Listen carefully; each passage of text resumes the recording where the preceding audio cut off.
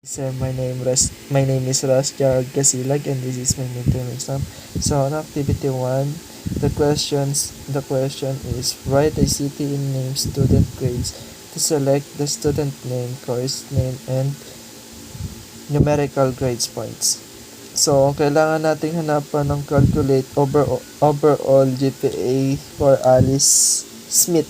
So, dito tayo sa ginawa kong code dito sa dito sa calculate GPA per student. So, execute natin to.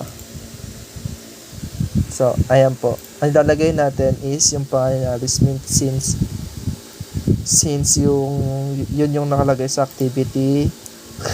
Yun yung nakalagay sa activity. Yan. So, ito yung lumabas nung in-execute natin. So, activity number 2, start procedure enrollment. So, kailangan natin yung student ID, course ID, semester, and year input parameters. Kailangan natin i-run tong enroll student. I-enroll natin yung student na nandito. I-enroll natin yung number 2. 102 tapos Paul 2023 102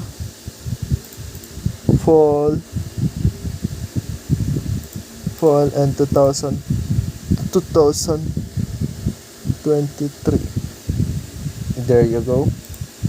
And then yan, enrolled na siya.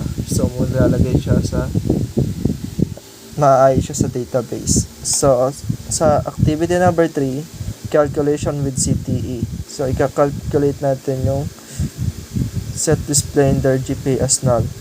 Magiging null. So ito yan. I-execute lang natin to. So ito yung kakalabasan. So dun sa activity number 4, start procedure for progress report. Develop a stored procedure named generate student progress report that takes a student ID as an input parameter and generates a progress report. So dito sa generate student progress report, execute natin to. So ang ilalagay lang natin is student ID. Yung student ID is nandito. Gawin natin number 2.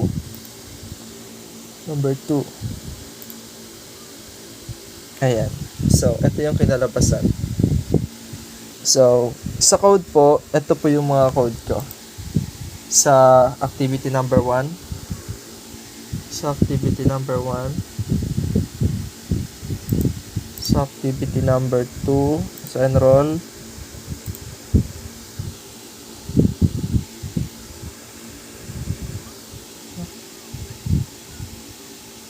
Sa activity number 2,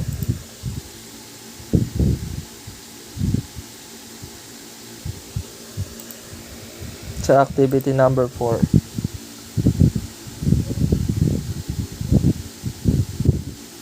And then, okay.